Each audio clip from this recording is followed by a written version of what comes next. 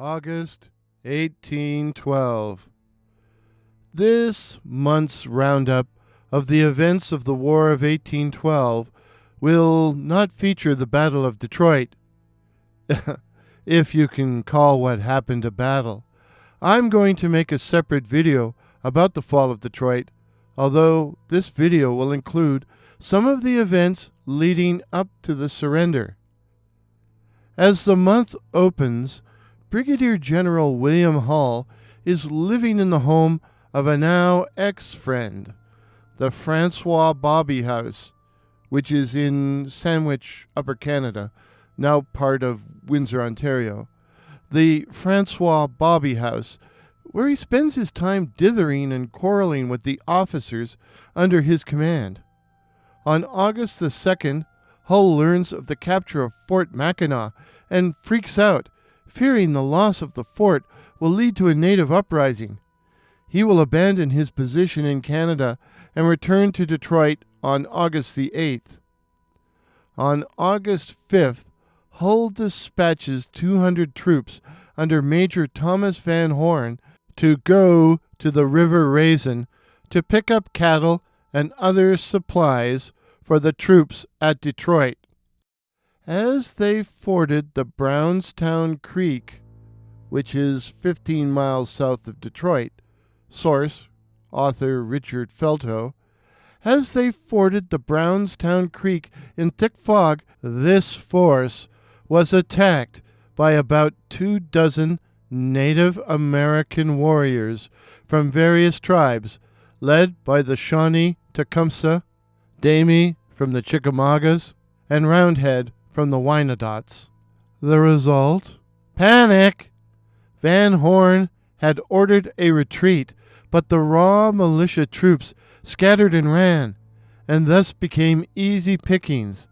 The Americans suffered 18 dead and 12 wounded, with 70 missing in action, although many of these eventually found their way back to Detroit. The warriors suffered only one casualty, a minor chief named Blue Jacket, not to be confused with the more famous chief Blue Jacket, war chief of the Shawnee and a forerunner of Tecumseh, or with the NHL team, the Columbus Blue Jackets either. The Blue Jackets are my team. Go Stinger! As noted above, Hull is hardly reassured and returns to Detroit on August the 8th. Unbeknownst to him, on the same day, although some sources give the date as August 9th, Hull's eastern counterpart, Major General Henry Dearborn, agrees to an armistice with his British counterpart, Sir George Prevost, Governor-General of Canada. The agreement stipulates that both sides confine themselves to strictly defensive operations, i.e., no attacking and no invading. The impetus for this arrangement occurred on August 1st, when Sir George learned the British Orders in Council, link in description, the British Orders in Council, the ostensible cause of the war, had been repealed, and that the British minister in Washington, Augustus John Foster, was hoping to open negotiations leading to peace. Source: The Astonishing General, The Life and Legacy of Sir Isaac Brock by Wesley B. Turner. Neither Dearborn nor Sir George seem especially anxious to go to war, but President Madison will reject this armistice, and hostilities will resume on September 4th. Fortunately for General Brock, this armistice doesn't apply to Detroit and the Western Theater, but Brock will later be frustrated by the armistice as it prevents him from attacking the American Fort Niagara, across from present-day Niagara-on-the-Lake, after his victory at Detroit. August 9th, another day, another skirmish. as the garrison at Detroit still needed the cattle and other supplies that the expedition under Major Van Horn failed to collect, Hull dispatches Lieutenant Colonel James Miller with a force of 280 regulars, 330 Ohio militia, and 60 Michigan legionnaires, mainly French Canadians, to escort the supply train to its destination. Near the Wyandotte village of Maguaga, now present-day Riverside, Michigan, the Americans were confronted by a combined force of 205, consisting of regulars from the British 41st Regiment, Canadian militia, and native warriors, all under the command of Captain Adam Muir. What followed was a confused engagement in which the bright uniforms of the 41st proved a real disadvantage. I found the following quote from early Canadian novelist John Richardson on the Wikipedia article about the skirmish. Richardson was a participant in the engagement as a gentleman volunteer to the 41st. Quote, "Here it was that we had an opportunity of perceiving the extreme disadvantage of opposing regular troops to the enemy in the woods. Accustomed to the use of the rifle from his infancy, and possessing the advantage of a dress which renders him almost undistinguishable to the eye of a European, the American marksman enters with comparative security into a contest with the English soldier, whose glaring habiliment and accoutrements are objects too conspicuous to be missed, while his utter ignorance of a mode of warfare in which courage and discipline are of no avail renders the struggle for mastery even more unequal." End of quote. Yeah, I know, the word is accoutrements. Accoutrements. Oh, to hell with it, that's close enough. As part of the confusion, some British soldiers mistook some Potawatomi warriors under Chief Maine Pock, a.k.a. Crippled Hand, as American infiltrators and fired upon them. The warriors returned fire, resulting in a number of casualties among both groups. Further confusion occurred when Muir ordered the bugler of the 41st Light Company to sound the charge. According to the Wikipedia article, while light companies used bugles to convey orders, the rest of the infantry communicated via drummers. As a result, the order was not universally understood, and one company of the 41st thought the bugle was signaling retreat. And so they retreated, and the rest of the 41st soon followed. Miller gave chase, but halted once Muir was able to rally and form up his troops for battle. But Miller was content with his victory thus far. According to author Richard Feltoe, Muir had been seriously wounded, and so the British forces took their boats and crossed the Detroit River back to Fort Malden. Despite having cleared the line of communication and the line of supply, Miller remained halted for 2 days while torrential rains turned the trail into a quagmire. Various reasons have been suggested as to why Miller failed to advance. That he was seriously ill, that his men had lost their knapsacks during the engagement and were thus short of rations, that he had been shaken by the number of casualties he had sustained. But whatever the reason, he stayed put and was eventually ordered back to Detroit by Hull. Wikipedia lists the casualties sustained by both sides as American, 18 dead, 64 wounded. British, 6 dead, 21 wounded, 2 captured. According to Wikipedia, the Americans also claim to have taken 30 Native American scalps. But I don't believe that. No, I don't. No. So what's General Brock doing while all this is going on, eh? Well, as befits his energetic nature, he's hardly been idle. Note, the following timeline is based largely on information from The Astonishing General by Wesley B. Turner. On August 5th, Brock prorogues the legislature prior to his departure to the Western Front, i.e., Detroit and Fort Malden. On August 6th, Brock departs York for Burlington Bay with 100 men of the York militia.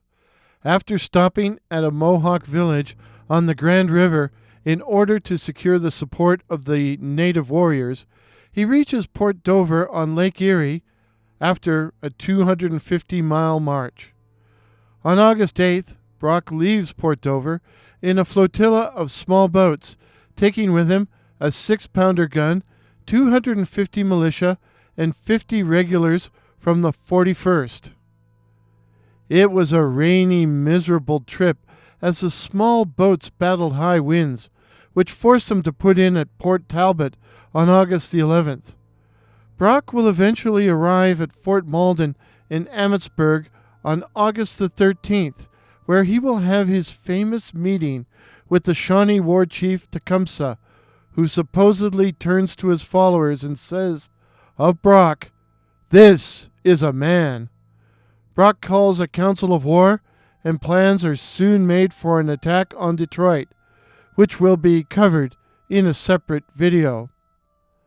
On August 14th, some sources say the 15th, a terrible incident occurs when, under orders from General Hull, Captain Nathan Heald attempts to evacuate Fort Dearborn in present-day Chicago. Their destination, Fort Miami on the Maumee River. Heald's party, which consists of regulars, militia, women and children, as well as 30 Miami allies, is ambushed by some 500 Potawatomi warriors led by Blackbird.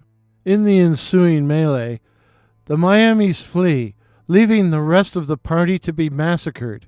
According to Wikipedia, 26 regulars, 12 militia, 2 women, and 12 children are killed, while the rest of the party, 28 regulars, 7 women, and 6 children, are taken prisoner. Some of the prisoners will later escape or be ransomed by the British. Source, Wesley B. Turner. Both Heald and his wife survive, although both were wounded. On August the 19th, the USS Constitution, a 44-gun frigate, confronts HMS Gruyere.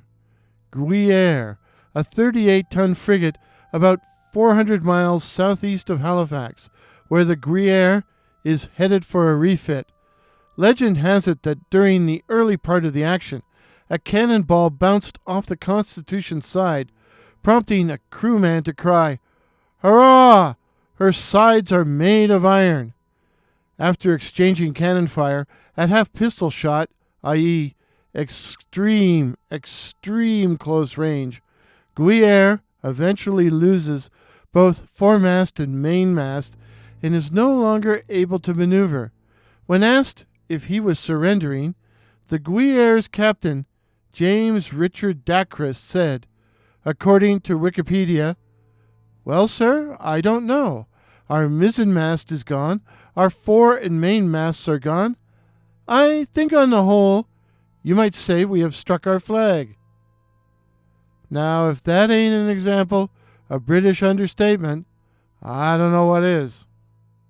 When Dacres is escorted on board the Constitution, the American captain, Isaac Hull, who we met last month, refuses to accept the Englishman's sword, claiming he could not accept it from an adversary that had fought with so much gallantry. Hull had wanted to tow the Gruyere to port as a prize ship, but as it was too badly damaged, they evacuated the British crew and then set the vessel on fire, leading it to blow up. Dacres was quickly paroled and continued his naval career, rising to the rank of vice admiral. At the time of his engagement with the Constitution, Dacres was but 23 years old. Hull was 39. In his The Wars of America, Volume 1, author Robert Leckie relates the following incident.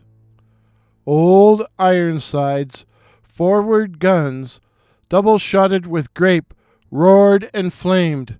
They riddled Gruyère's rigging, ripped her sails, and reddened her decks with blood. Hull leaned over the rail, eager for a closer look, and split his tight buff trousers down the rear seam. His men shouted with laughter and bent to the guns. Hull was obviously an officer his men could get behind. Pun intended. And, it's great to see people having fun at work. The USS Constitution Museum offers a great breakdown as to the results of this engagement, as well as the results of many other 1812 battles. There's a link to it in the description. August 19th. The Great Louisiana Hurricane strikes New Orleans, damaging both the U.S. and British fleets. On the date in question, a great hurricane, on par with Hurricane Katrina in 2005, landed closer to New Orleans than any other hurricane on record. Historians have been able to reconstruct the path of the hurricane based partly on the logs of British vessels on blockade duty in the Gulf of Mexico. The hurricane made landfall on the 19th and caused extensive damage in the New Orleans area. Interestingly, Ohio, jumping off point for the American invaders, received extensive rainfall on August the 20th and 21st, no doubt an after effect of the great storm, and no doubt an added misery for the combatants. Weather will have a considerable impact on battlefield activity throughout this conflict. I put links to several articles about the Great Louisiana Hurricane of 1812 in the description for you to read if so inclined. Thus ends August, a month of skirmishing leading to the fall of Detroit, the disgrace of General Hull, and the triumph of the Astonishing General Brock, a month that also sees action at sea complete with a hurricane. If this is your first visit to 1812 channel, my name is Warren, and I'm your host. I'm not a historian, nor am I an expert on the War of 1812. Instead, I'm a student wishing to learn about the conflict. Each month for the roughly 3 years of the war, I will outline the major events. I will also review a book on the war. Did I miss anything? Any errors? Well, then let me know in the comments below. When the barrage lifts, cheers! Images of Brock's monument and the Tecumseh Memorial used in today's video, courtesy of Greg M., while the images of Lake Huron and the St. Clair River are courtesy of Dr. Curious. The music was Morning Song by that patron of the internet, Kevin MacLeod. Thank you for listening.